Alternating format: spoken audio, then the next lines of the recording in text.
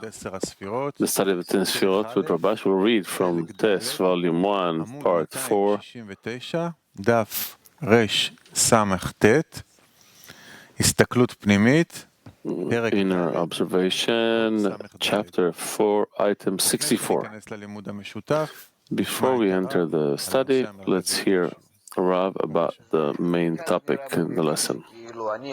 It seems, in words, this way, that now I begin to receive the pleasures, to feel them, and feel in them also the pleasure that I give to the Creator in truth.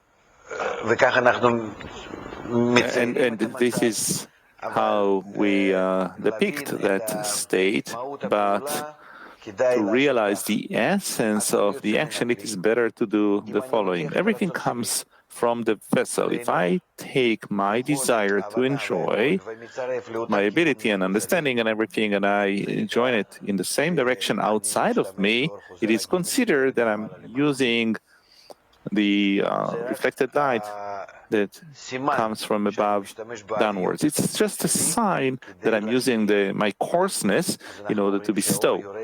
So we say that the light descends into the vessel, into the will to receive, but the intention is, the inclination is in the same direction towards the Creator, right? It's just joins to the same, the coarseness also joins the same direction. Even though we say from the pen below the light cascades, but the essence of the action is that I also add the coarseness outside of me and bestow towards the Creator. I checked how much I have the true necessity, the willingness to work outside of me towards the Creator. I checked that I have that I have a vapor that I truly want to push forward, to give Him contentment. I add to it the coarseness accordingly. So, it is true that I receive pleasure in my coarseness. Seemingly, we use the lights and the pleasures from above downwards, but in my intention, my action, I'm actually aiming outside of me towards Him. I seemingly take my coarseness out and I turn it into refinement. We'll go to the lesson with Rabash. You are asking me that the screen, you want to say that it comes from the light. But we don't learn that way. Everything has a reason. So I'm asking, who caused that we need to make a screen, which is considered that it is forbidden to receive? Otherwise, it would be a klipa, a shell. So we have to make a screen to aim in order to bestow. Who was the cause? Who was the cause? The light? We saw that the light was shining in the world of Ein Sof. Everything was just fine. There was Kedusha to such an extent that we consider it as filling the whole of reality. So it follows that this vessel, following the restriction, when we say that if it wasn't able to aim in order to bestow, it is no longer considered Kedusha. Who did that? Only the departure of the light, only the restriction. This is why we attribute who caused the screen to be there, the departure of the light, not the light. The light, we realize that the light actually was shining from the world of Ein Sof in spirituality, and there was no disparity of form there. There was no discernment of up and down. So it turns out that what we call the screen, which is considered up and down, who was the cause? Specifically the departure of the light called restriction. What is written in item 64? The beginning of the forming of the vessel comes from the expansion and departure. Hence, every vessel must first have these two forces. Item 64. It is known that all the forces in the upper ones must be present in their lower ones. Hence, since the beginning of the forming of the vessel in Malchut of straightness, which is the pay of the Rosh of Ak, comes because of the expansion of the light and its departure.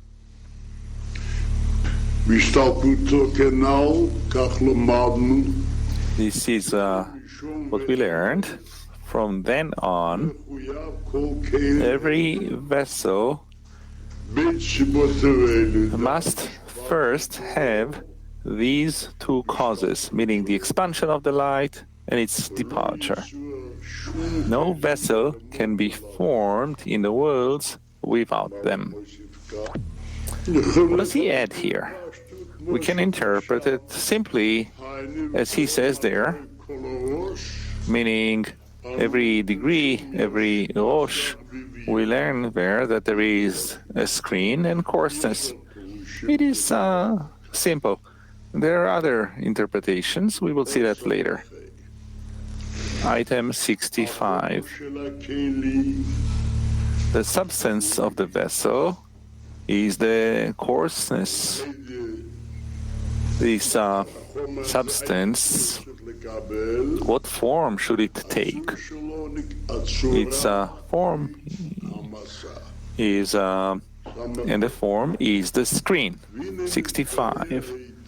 Now we have thoroughly explained the fundamental substance and the form of the vessel, which are the coarseness of phase 4, called the will to receive,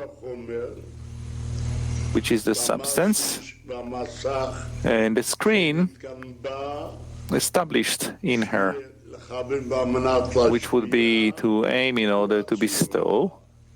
This is the form. From these two, all the kinds of vessels in general and in particular cascaded in all 4 worlds Abiyah of Kedusha, where there are these two discernments, the will to receive with the desire to bestow, called the screen. Simply. In our world, anyone who wants to receive something spiritual must also have these two things, the desire to receive spirituality and the desire to receive that will not have on it the form of in order to bestow. Do I have such a vessel? Then I can receive. I don't have such a vessel. How can I receive? There is no light without a vessel. This is why he says that this applies always, in all of the degrees, in all of the phases. We've already talked about it many times. The Zohar gives a rule, the Holy Zohar, and my father would quote that. He says, he gives after the sin of the tree of knowledge, 2 general rules. That the 3 impure shells were made.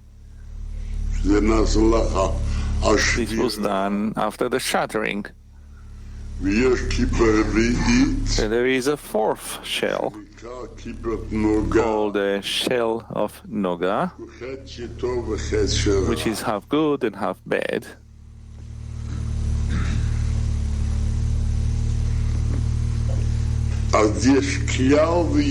So there is a general and there is a particular, and we get confused about that. So first we should speak in general. The Holy Zohar says the following: the nations of the world and the impure beasts and animals and birds are extended in the 3 impure shells. And this is impossible to correct. That's one. In the discernment of Israel, and the pure beasts and animals and birds, they come from the shell of Noga. They are half and half, meaning it's in the middle. There is the possibility of choice. If we want, then we can choose to bring all of it to be in Kedusha. That's one. This is in general. But there is a difference. There is a difference. And then there is also the particular. What does it mean, particular? Every individual person incorporates the 70 nations and the discernment of Israel, the quality of Israel. So he says the following.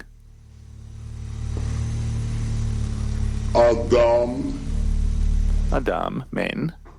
The source of that comes from the Gates of Kedusha by Rav Chaim Vital.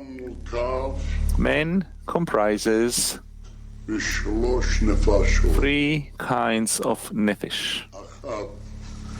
One is the nefesh of Kedusha, and the nefesh of the shell of Noga, and the nefesh of the 3 impure shells.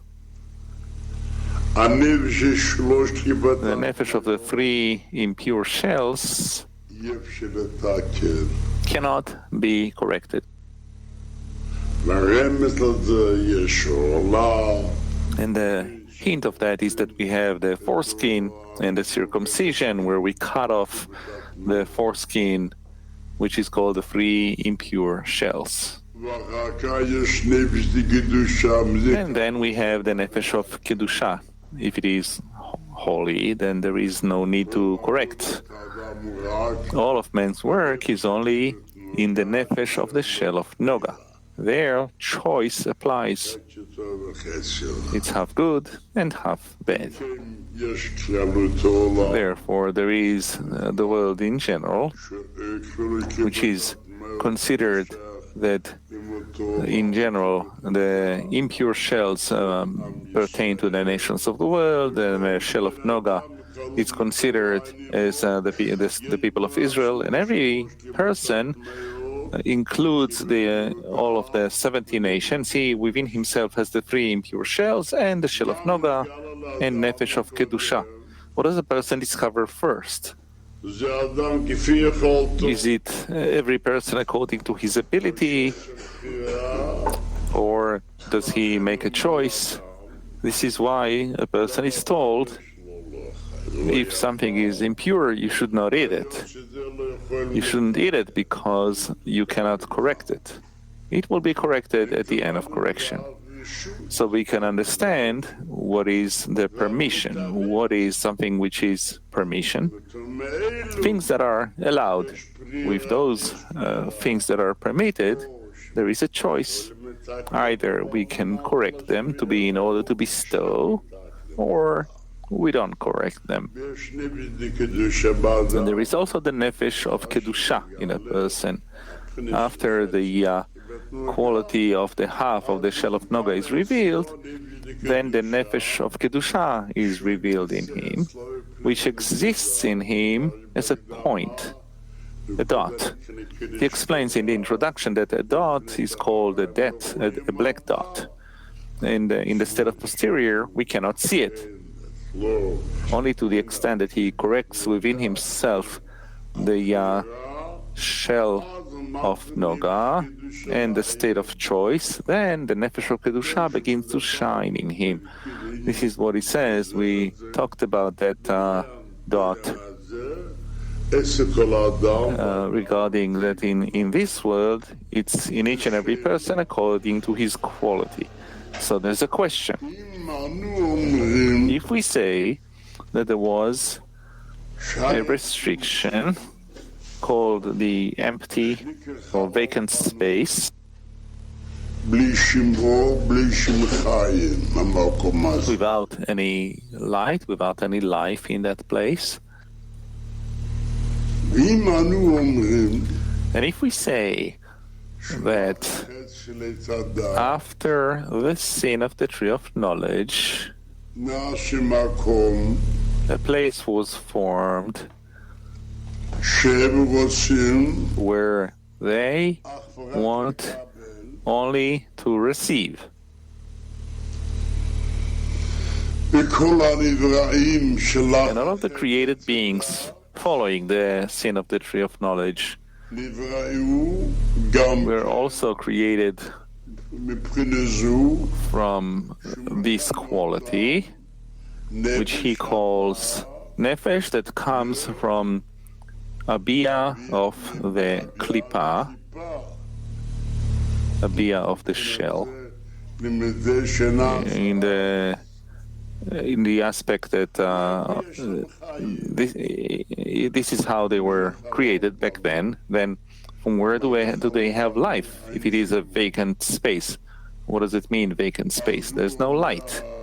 So the Ari says that from the shattering and from the sin of the tree of knowledge, holy sparks fell into the shells. This is called, in the words of the Ari and in the words of the Zohar, it is called Mahir Dakik, a very tiny illumination, a very fine light, which revives the shells to the extent of their necessity, so that they can exist, since we need them, so that we will be able to correct them.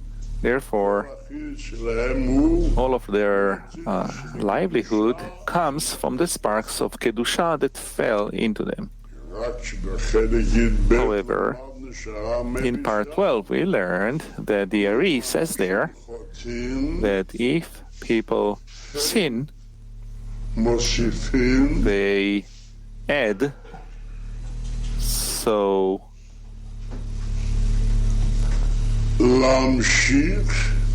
they add additional forces. They draw additional forces, more lights to the shells than what is necessary for them, what they need in order to exist. So it's luxury. They add additional power to the shells. If they add additional powers to the shells, then they have more power to govern people. Now, the second kind. Second kind of what? Of vessels is the reflected light that rises from the peh up and clothes the 10 Sefirot of direct light. He explains that in item 66. Item 66. The second kind of vessels is the reflected light that rises from below upward through the coupling by striking of the upper light with the screen established in the vessel of Malchut, called the first look.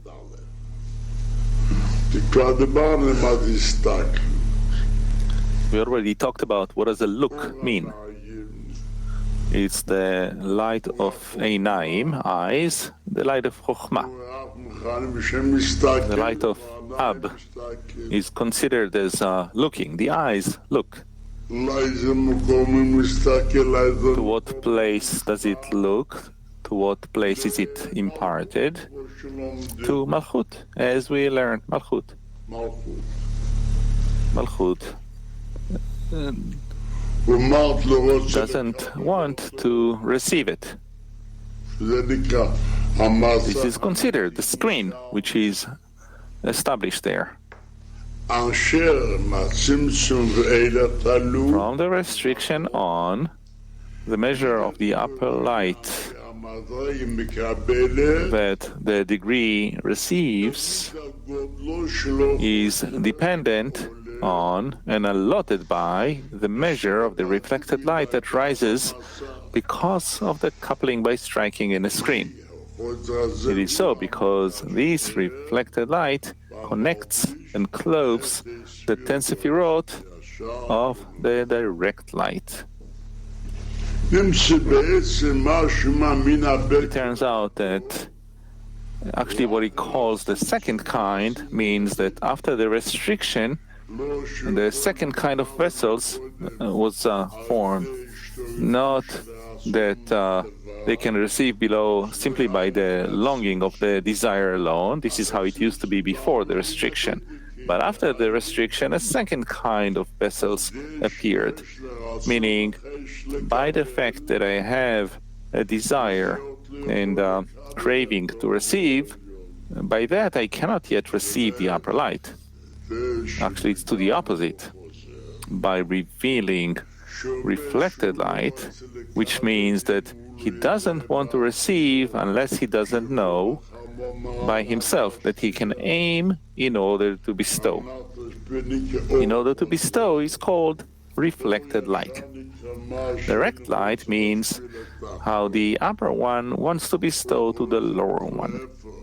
Reflected light means the opposite, how the lower one, which is called below, wishes to bestow to the upper one, to the extent that he wants to bestow to the upper one, to this extent he receives, and not more. It turns out that who links the upper light with the will to receive, so that he can receive it, so that he can receive this pleasure. What links them is the reflected light, the intention in order to bestow. If he has such a vessel, he can receive, meaning linking between whom? Between the upper light and the will to receive.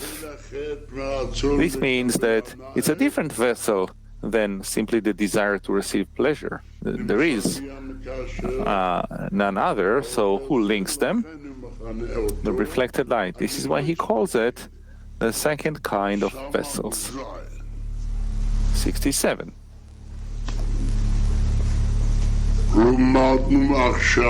We now learned that the light comes to Malchut of the Rosh. In Malchut of the Rosh repels it. And there is reflected light from Malchut of the Rosh up. So now he comes and says the reflected light of the Rosh is not an actual vessel, so that with this reflected light he can receive the upper abundance. But rather, the reflected light in the Rosh is considered the root of the vessels. 67. You must remember that all that is explained here in inner light regarding this matter of the clothing of reflected light on the 10 Sefirot of the Rosh, especially that this is not considered actual clothing. Why?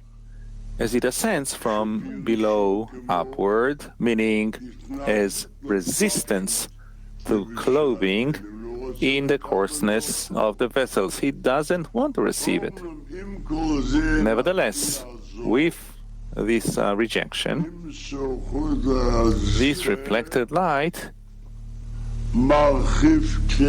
expands the vessel of Malchut of the Rosh into 10 Sefirot from her and within her, and they become actual vessels of reception, as we have elaborated on it in the inner light. I think it's clear we already learned a lot about it, following the calculation that Malchut of the Rosh made of how much it can receive in order to bestow. This was in potential. Then he does the same thing in actuality. This is called expansion in actuality. This is why we always learn that the Rosh has 10 complete Sefirot, which is not so in the Guf. What is the Guf? It's only an expansion from the Malchut of the Rosh. This is why Malchut of the Rosh is called the Keter of the Guf, meaning the entire Guf has no more than Malchut. Malchut that made a calculation. This Malchut is now going to receive. It turns out that who are we talking about? Only about Malchut.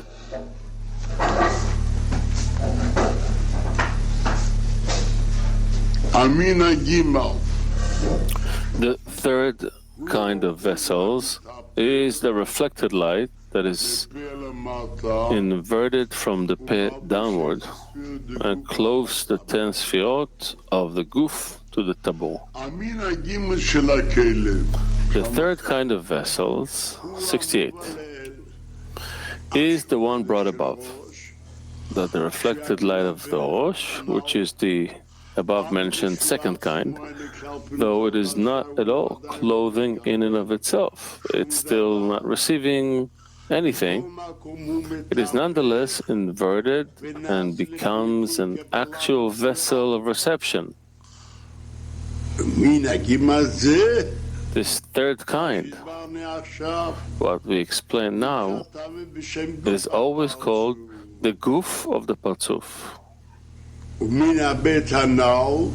And the above mentioned second kind, a line, is always called the Rosh of the Parzuf. Let's read onward.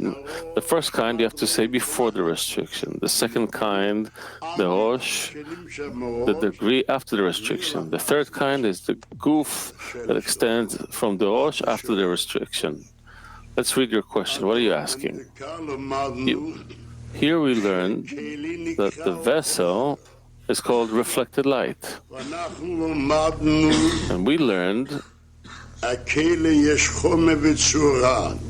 the kli, the vessel, you have the substance and the form. The substance, the matter, is the person who studies. He enjoys more than all the pleasures of this world. And he wishes himself, I wish I will remain in this exalted state and this feeling all my life, all the days of my life, at least, the very least, not less than that. This is called a vessel. The Guf enjoys. This is the first condition. If he has pleasure, then I wish to aim this pleasure from receiving. It's not what he wants to enjoy, since the Creator wants to do good to the created beings.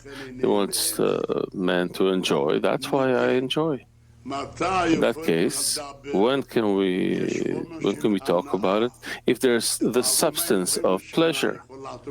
Sometimes there's no substance of pleasure. You can do all those things. This is the substance. What is the form then? Meaning that the vessel will be fitting, will be able to receive the condition of the will to bestow. I can give you an allegory about this. A poor person, a person goes into a furniture store and he sees a beautiful closet. He feels like having it. He tells the owner, I wish to receive this closet. Why? I feel like it. What do I care? You know, if you will see that I will enjoy it, then I will give it to you. So, this person explained to me, what are you enjoying from? In the corporeal allegory, if you will pay me such and such then it will be worthwhile for me to give it to you. It turns out, when can he actually receive this closet? With the desire and the longing, the owner doesn't want to give it to him. So what is the condition? Is to pay him. Can he receive anything before that? If the main vessel is what he will pay. But there's a person who's very rich, he works in the furniture store. He also likes this closet, the pleasure from the closet. Will he receive it? Even though he has all the conditions he can pay, he also needs the longing, the yearning. That's what he says, that you need two conditions. One, that he should yearn for the pleasure, to feel that he can derive pleasure from it, receive pleasure from it. And later he says that he can also aim on the pleasure he wants to receive in order to bestow to the owner, to the host. We need to start the item. The fourth kind is the vessels from the tabu down.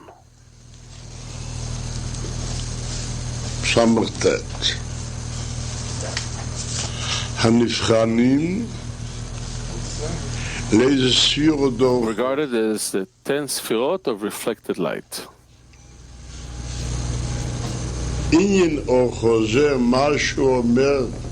The reflected light that he's talking about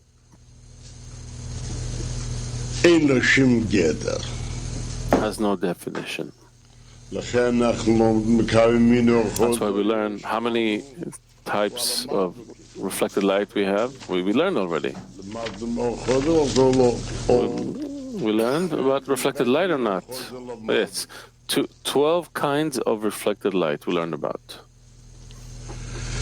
Here, what are we talking about?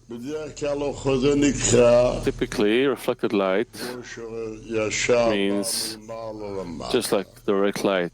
It comes from above down, and the screen gives, it doesn't want to receive, and it reflects the light.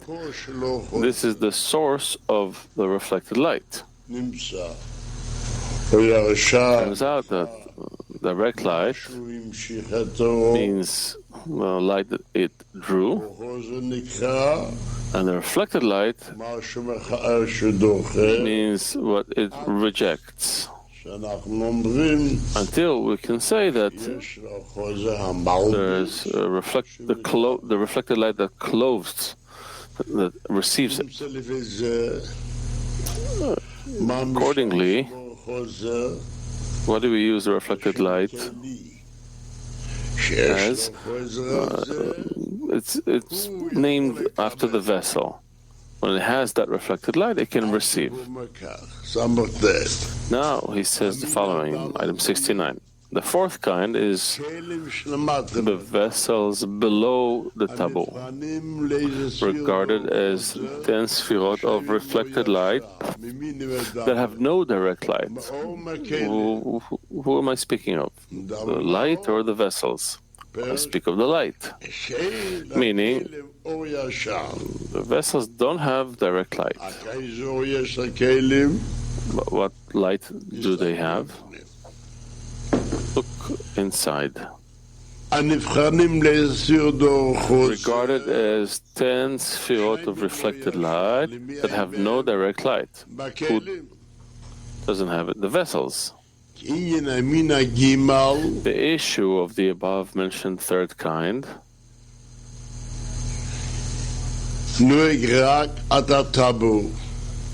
applies only through the tabu, the place of the first 9 Sefirot of the Guf. However, from the tabu down, which is the place of Malchut of the Guf, they are not regarded as vessels of reception. What is he saying here? What is he speaking of? Either of the light or the vessel. We understand from here that what he means, that vessel is called a vessel when it receives direct light. What does it mean that a vessel is called a vessel that receives the direct light? A vessel is called a vessel, meaning I wish to bestow. I'm sorry, I wish to receive the abundance. Why? Because I wish to bestow. Meaning, what is a vessel? It says, I wish to receive, I wish to use my will to receive, I wish to enjoy. How? We learned that he can say that his intention is in order to bestow, and this is what he calls the third type of vessel. What is the second type of vessel? The same thing in the Rosh. Malchut of Rosh that drew the light and made a screen and made a calculation how much it can receive. Then also how much abundance it can receive. We see what is below the taboo. When it was in the Rosh of the degree called the vessel, the second type of vessel. Again, what is the first type of vessels? Before the restriction, it received from the vessel called receiving in order to receive. After the restriction, it receives from the vessels which are in order to bestow. This is in the Rosh of the degree. What did Malchut of Rosh say? We learned a rule. If we learn that there's a screen phase 4 or on phase 3, meaning when the degree divides into two parts. One part is called inner light and one part is called surrounding light. If the coarseness of the screen is phase 4, we say that a part of the keter is received in its internality, and part of the keter it receives in internality. Why? We learn that Malchut of the Rosh says, what I can aim in order to bestow, this I will receive. What I cannot aim in order to bestow, this I will not receive. I will not receive. You find that what we had in the Rosh, in potential, expands later in practice, in actuality. It turns out that, as if we say that the third types of vessels is the part of the inner light, meaning vessels where it says, I wish to receive internality. This is created as the light coming into the vessels. This is called the toch. And this is called a vessel. Why? They receive the light. What is below the taboo? What did she say? The part I cannot receive in order to bestow, I do not wish to receive. It turns out that Malchut of Tabu says what? I don't want it. So what is below the Tabu? I do not wish to receive the abundance. They say these vessels, we say that they don't not wish to bestow, not wish to receive the abundance, because its desire is equivalence of form. It wants chasadim. Then the illumination of Chokhmah also shines in them. So the main foundation, what is it? I does not want to receive. That's why these vessels are called, how does it say in the text again? 69. The fourth kind is the vessels below the tabu, regarded as 10 Sefirot of reflected light. Each and every vessel says, I do not wish to receive. Since it says that it doesn't want, it is considered reflected light. It reflects the light. By that, it receives the abundance. And this abundance is not called direct light that comes directly. I won't. But actually the opposite, I do not want. That's what it says. The above mentioned third kind, where it says, I wish to receive in order to bestow, applies only through the tabor, the place of the first 9 Sefirot of the Guf, called Toch, inner lights. However, from the tabor down, which is the place of Malchut of the Guf, what does it say? I do not want to receive. They are not regarded as vessels of reception. But does it receive it or not? Yes. If they receive, they are called vessels. Why do you call it as receiving only reflected light? By returning the light, and they say, we do not wish to receive. By that, they receive the abundance. Below the taboo, it's called 10 Sefirot of Siyum, of the ending. What does it say? I do not wish to receive. Is that a vessel or not a vessel? Yes. No, it doesn't want to receive, so it does not receive. Okay. Therefore, there's a vessel that says, I wish to receive directly, because I wish to receive the abundance. Whereas below the taboo, what is it? How does she receive there? By saying she does not want it at all. Why does it want it? If it wants, it will be in order to receive. There's no choice there. Therefore, specifically, its light is called the reflected light, since it does not come directly. It says that she doesn't want it, whereas above the taboo, she does want it. Why does it want? She want it. It wants to aim in order to bestow. If I say that below the taboo it receives the light of Chasadim with the illumination of Chokhmah, why is that called light? She receives the reflected light. Since this light that the vessel receives is not directly,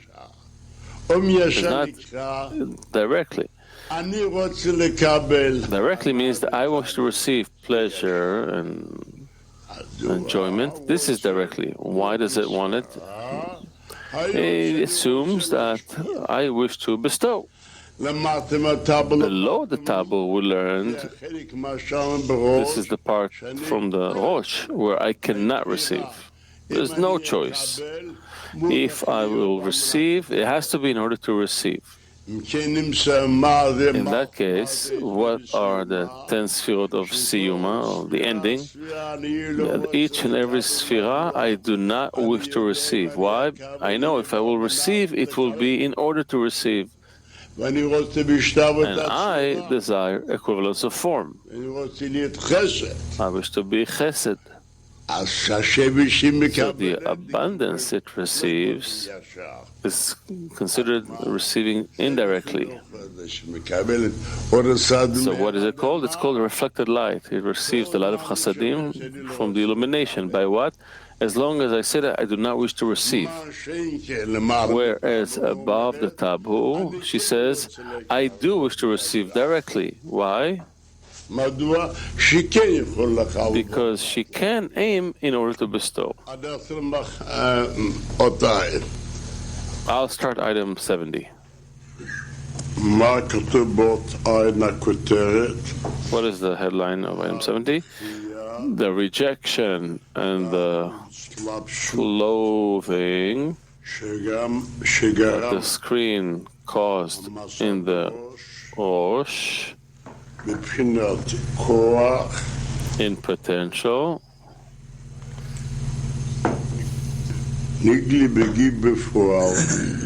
manifested in practice in the Guf. The clothing is revealed from the peh to the taboo, and the rejection is revealed from the taboo down.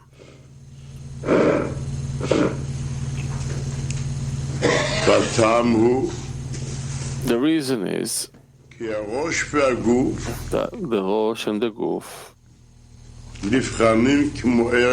are regarded as the relation of the potential to the actual, where everything that is included in the Rosh as potential manifests in practice in the guf.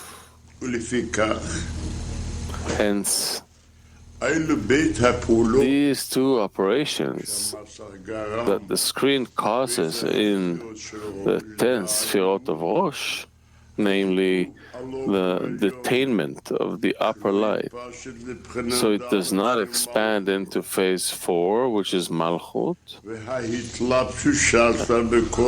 and the clothing it performed by the force of the ascending reflected light, were both only in potential in the watch. However, the place of the manifestation of these two operations is in the guf. Potential clothing that was in the Rosh manifests in practice above the tabor of the guf, and the phase of detainment into Malchut manifests in actuality below tabu of the guf.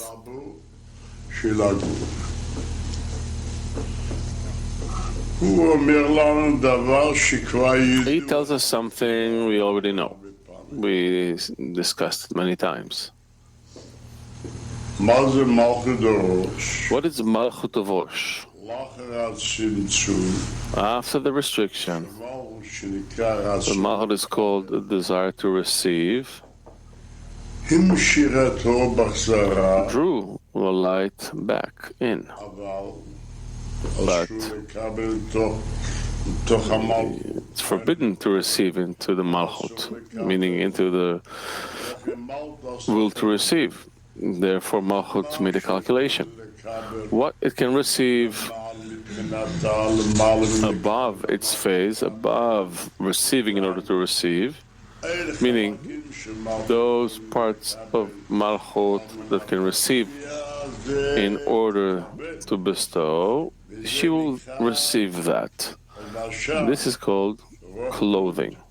In spirituality, receiving, he calls the receiving clothing. Then it will be considered clothing. And the rest, with what he cannot aim in order to bestow, this will come to the Malchut, meaning in receiving in order to receive. Then it says, this I do not wish to receive. This was in the Rosh, in potential. Then he executes it in practice. The part that can aim in order to bestow is called clothing. This extends from the peh to the tabu, and this is called toch, meaning the lights come into the vessels. And this is called inner light. The light clothes in the internality of the vessels. Then the part that is in order to receive will come to Malchut, meaning receiving in order to receive. This is called Malchut of Tabu. And she says, I do not wish to receive.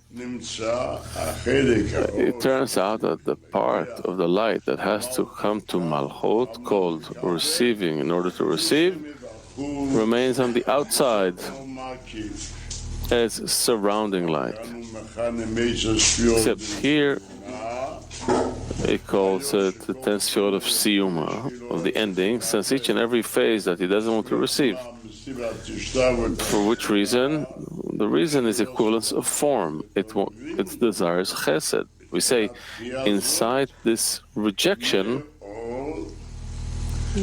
there's a light shining, meaning the light of chasadim with the illumination of chokhmah.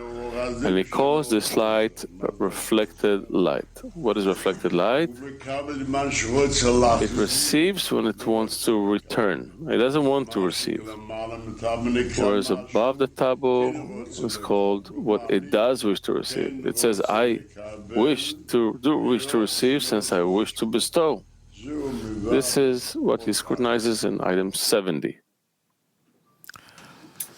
נעבור לסדנה, באיזה התפעלות We'll move on to a workshop with what impression, what inspiration do we come out of the Rabash lesson, what every friend should share, what touched him especially.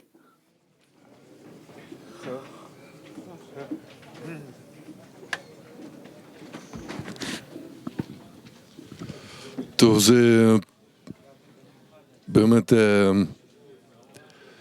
Well, this is פשוט משהו מעבר לרגיל. it's something beyond the ordinary. רבש מעביר אותנו.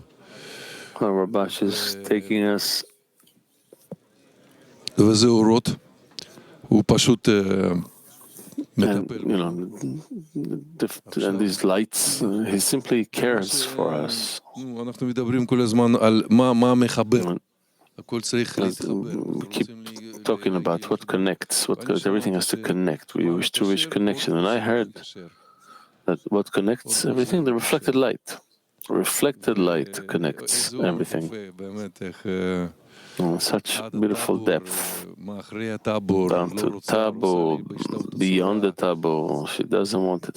She desires equivalence of form. It's true.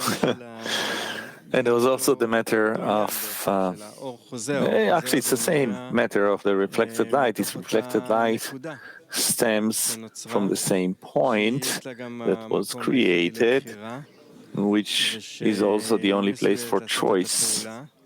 And it is capable of performing the action. And precisely from those sparks that fell and that were broken, seemingly a place was created where indeed this point of choice can be created. And it is what makes these corrections with the reflected light. So this is the full picture that Rabash portrays. It's truly beautiful. Rabash describes work in the spiritual vessel and the Partzuf, and work with the expansion of the reflected light. Yes, it's a reflected light. It's light that clothes in the created being. After receiving direct light, in opposition to reflected light. And this is the light through which the created being bestows outside of itself to all of creation, through the created beings to the Creator. And it's truly moving to delve into the definitions of Rabash, the internality, the inner richness he adds to the reflected light, to be incorporated in it, to build the vessel that will reflect the light. Yes. This issue of the relations between the lights also grabbed me. נעבור לחלק הבא של השיעור.